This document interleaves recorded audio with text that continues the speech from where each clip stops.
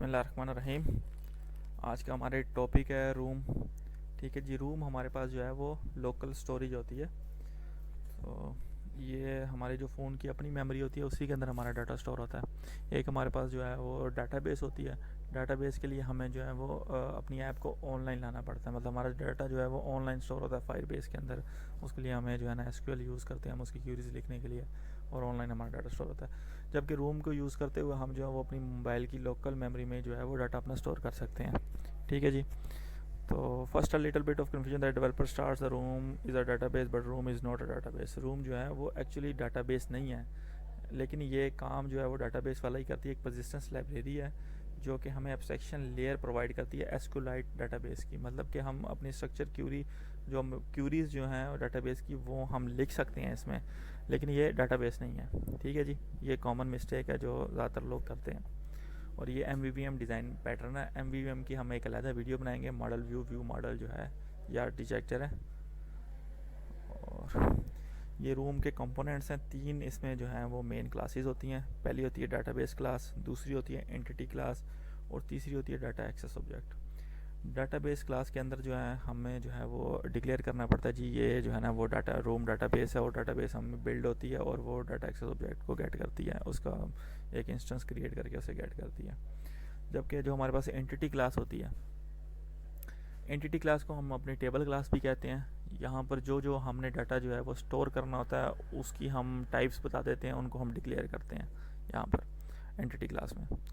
और data access object में हमारे पास जो होते हैं वो फंक्शंस होते हैं। इंसर्ट का, डिलीट का,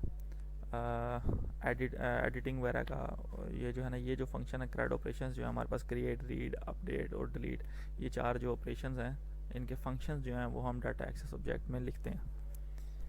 ठीक है जी। उसके बाद ये इसका जो है ना वो थोड़ा सा ओवरव्यू है। स्ट्रक्चर जो है लेयर वाइज कैसे होता है। ये रूम डाटाबेस हम जो है इसको एसिंक्रोनसली गेट करते हैं। मतलब ये है कि ये हमारे बैकग्राउंड पे जो है ना रूम डाटाबेस काम करता है। जो है डाटा एक्सेस ऑब्जेक्ट के अंदर हमारे फंक्शंस वगैरह होते हैं जो कि एंटिटीज़ गेट करती हैं डाटाबेस के अंदर। और उसके बाद ये एंटिटी क्लास होती है हमारे अंदर हमारे पास, जिसमें हम गेट सेट फील्ड वैल्यूज़ करते हैं। मतलब ये है कि जो जो हमने वेरिएबल्स वगैरह स्टोर करने होते हैं वो सारे हम इसमें लिखते हैं एंटिटी में। ठीक है। और बाकी उसके बाद जो है ना मेन थ्रेड के अंदर ये पूरी जो है वो ऐप होती है। रेस्ट ऑफ द ऐप जो है वो बाकी मेन थ्रेड के अंदर ये सारी बैकग्राउंड में जो है इनका कोड किया जाता है। अच्छा जी, ये एंटिटी क्लास की एग्जांपल है। इसमें हमारे पास जो है सबसे पहले हमें ये एनोटेशन डालनी पड़ेगी एंटिटी की। उसके बाद हमारे पास ये क्लास का नाम आ जाएगा। उसके कंस्ट्रक्टर के अंदर ही हमने जो है वो वैल्यूज़ पास करनी होती हैं। एक हमें पता है कि हमने एक प्राइमरी की रखनी होती है जिसके थ्रू हम जो है वैल्यूज़ को एक्सेस कर सकते हैं, या वो एक सीक्वेंस है जिसके थ्रू जो है जाके स्टोर होती हैं। ठीक है। वो हमारे इन टाइप की हमने यहाँ पे ले लेते हैं। उसके बाद हम यहाँ पे डाटा स्टोर कर रहे हैं फर्स्ट नेम और लास्ट नेम का। तो फर्स्ट नेम भी हमने स्ट्रिंग में ले लिया, लास्ट नेम भी हमने स्ट्रिंग में ले लिया। ठीक है जी। उसके बाद ये एग्जांपल है डाटा एक्सेस ऑब्जेक्ट क्लास की, डाउ क्लास की। ठीक है। इसमें सबसे पहले इनोटेशन डाउ की डालनी पड़ती है। उसके बाद इंटरफेस क्रिएट करना पड़ता है डाउ का। ये डाटाबेस का इंटरफेस होता है। उसके बाद इसमें दो चीज़ें आती हैं, क्यूरी आती है, एसक्यूएल क्यूरी आती है। उसके बाद नीचे आता है हमारे पास फंक्शन। ये हमारे कोटलिन में लिखे जाते हैं, ये हमारे जो है वो एसक्यूएल में लिखे जाते हैं।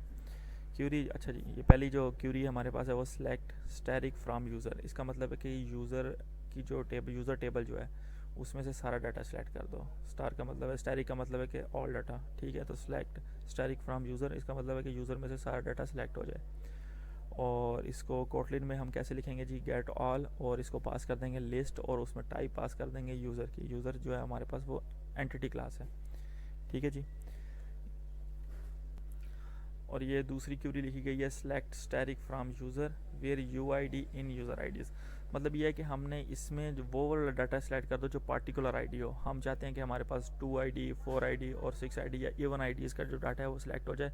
तो हम उसकी क्यूरी कुछ ऐसे लिखेंगे, और इसका फंक्शन ऐसे लिखेंगे जी, लोड बाय आईडीज़। और आईडीज़ हम पास कर देंगे अरे में, एक आईडीज़ की लिस्ट पास कर देंगे कि ये जो आईडीज़ हैं वो लिस्ट यूज़र में से हमें दे दें, वो डिस्प्ले करवा दें। ठीक है जी। इसी तरह ये एक और है, इसमें भी कंडीशन लगाई गई है select from user where first name like. मतलब ये कि पार्टिकुलर फर्स्ट नेम और लास्ट नेम वाले जो वैल्यूज़ हैं वो सिलेक्ट हो जाएं। अच्छा, और इसका कोटलिन में फंक्शन लिखेंगे फाइंड बाय नेम। अच्छा, और फर्स्ट नेम और लास्ट नेम हम पास कर देंगे। इसमें से जी यूज़र जो लिस्ट है इसमें से ये फर्स्ट नेम, इसमें से फर्स्ट नेम और लास्ट नेम हमें जो है वो प्रोवाइड कर दें। इसी तरह फिर ये इंसर्ट की लिखी गई है, इसमें जो है फंक्शन इंसर्ट का जी इंसर्ट कर दें वैल्यूज़ वगैरह, और हम उसमें आर्गूमेंट पास करेंगे जी ये वाली वैल्यूज़ जो हैं वो इंसर्ट कर दें यूज़र टेबल के अंदर, ठीक है। और डिलीट करना हो तो हमें जो है वो पूरा कॉलम जो है वो देना पड़ेगा यहाँ पे, और हम उसे फिर डिलीट कर देते हैं। डिलीट का फंक्शन यूज़ होता है डिलीट करने के लिए। ये हमारे पास डाटा एक्सेस ऑब्जेक्ट की क्लास होती है, इसमें तुम्हारे तमाम फंक्शंस और क्यूरीज लिखी जाती हैं जी। उसके बाद डाटाबेस क्लास जो है वो कुछ इस तरह की होती है हमारे पास। डाटाबेस क्लास इसमें एंटिटी पास की जाती है, जो हमारी एंटिटी क्लास हो वो पास की जाती है यहाँ पर, और वर्जन कोड लिखा जाता है। ये जो वर्जन कोड है ये हम चेंज करते रहते हैं। इसका मतलब ये है कि हमने ऐप की पहली जो हमारी अपडेट होती है पहली दफ़ा, उसमें वर्जन कोड 1 होता है, दूसरी दफ़ा अगर हम एडिट करेंगे तो फिर वर्जन कोड 2 डाल देंगे, तीसरी दफ़ा हम 3 डाल देंगे, तो ये वैल्यू चेंज होती रहती है, ठीक है जी। और फिर abstract class app database room database ये हम बनाएंगे जी। और उसके बाद यहाँ पर हम यूज़र डाओ का एक ऑब्जेक्ट बना लेंगे, और इसके थ्रू हम जो है वो डिफरेंट फंक्शन इसके एक्सेस करते हैं। अच्छा, डाटाबेस को एक्सेस करने के लिए ये कोड है, ये किसी भी एक्टिविटी या फ्रैगमेंट में जाके ये कोड लिखें और आप फिर हम डाटाबेस को एक्सेस कर सकते हैं। वहाँ पर हम जो है उसमें इंसर्ट कर सकते हैं, डिलीट कर सकते हैं, जो है सारे जितने फंक्शन हमारे पास करंट ऑपरेशन हैं वो हम परफॉर्म कर सकते हैं।